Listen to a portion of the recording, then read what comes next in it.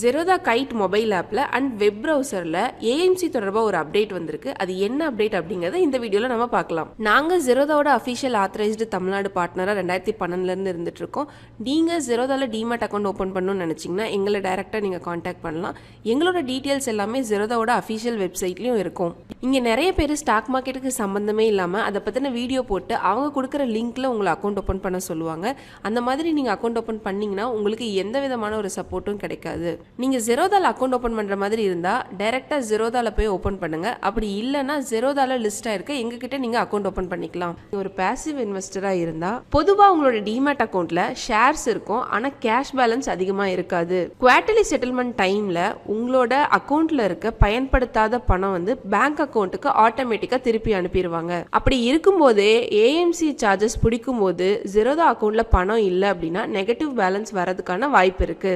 Zerodha ஒரு நாளைக்கு முன்னாடியே இமெயில் ரிமைண்டர் நமக்கு அனுப்புனாலும் நம்ம டெய்லி பிஸி லைஃப்ல அதை மிஸ் பண்றதுக்கான சான்சஸ் அதிகமா இருக்கு. இந்த ப்ராப்ளமை அவாய்ட் பண்றதுக்காக தான் Zerodha ஒரு புதுசா ஒரு ஃபீச்சரை கொண்டு வந்திருக்காங்க. ஏஎம்சி சார்ஜஸை முன்னாடியே நீங்க பே பண்ற மாதிரி ஒரு ஆப்ஷனை அவங்க கொண்டு வந்திருக்காங்க. ஒரு வருஷத்துல இருந்து 5 வருஷம் வரைக்கும் நம்ம ஏஎம்சி சார்ஜஸை முன்னாடியே பே பண்ணிக்கலாம். இதனால என்ன பெனிஃபிட்ஸ் கிடைக்கும் அப்படின்னா கேஷ் பேலன்ஸ் பத்தி எந்த டென்ஷனுமே இல்லாம இருக்கலாம். குவார்ட்டர்லி செட்டில்மெண்ட் டைம்ல நமக்கு எந்த விதமான ப்ராப்ளமும் வராது. அதே மாதிரி அன்எக்ஸ்பெக்டட் டெபிட் எதுவும் வராது. இப்போ டீடைல்ஸ் எல்லாம் நான் சொல்லிட்டேன். இந்த ஏஎம்சி சார்ஜஸை எப்படி நம்ம முன்னாடியே பே பண்றது அப்படிங்கறத நம்ம பார்க்கலாம். Zerodhaவோட வெப் வெர்ஷன்ல கைட்ட லாகின் பண்ணிக்கோங்க. அதுல உங்களோட ஐடியை கிளிக் பண்ணுங்க. அதுல கன்சோல்னு இருக்கும், அதை கிளிக் பண்ணி உள்ள போனீங்க அப்படின்னா அக்கௌண்ட் இருக்கும். அதை கிளிக் பண்ணீங்கன்னா கீழே பாருங்க டிமேட்னு இருக்கும். அதை கிளிக் பண்ணதுக்கு அப்புறமா கீழே பார்த்தீங்கன்னா பே ஏஎம்சி அப்ஃப்ரண்ட் அப்படின்னு இருக்கும். அதை கிளிக் பண்ணிங்கன்னா மேலே உங்களுக்கு டெனர் பீரியட் காட்டும். 1 இயரா 2 இயரா 3 இயரா அந்த மாதிரி காட்டும். நீங்கள் அதில் 1 இயர் 2 இயர்னு செலக்ட் பண்ண அந்த இடத்துல கீழே சார்ஜஸ் மாறிட்டே இருக்கும். இதில் பாருங்கள் நான் 2 இயர் செலக்ட் பண்ணியிருக்கேன். அமௌண்ட் வந்து 600 + GSTன்னு காட்டுது.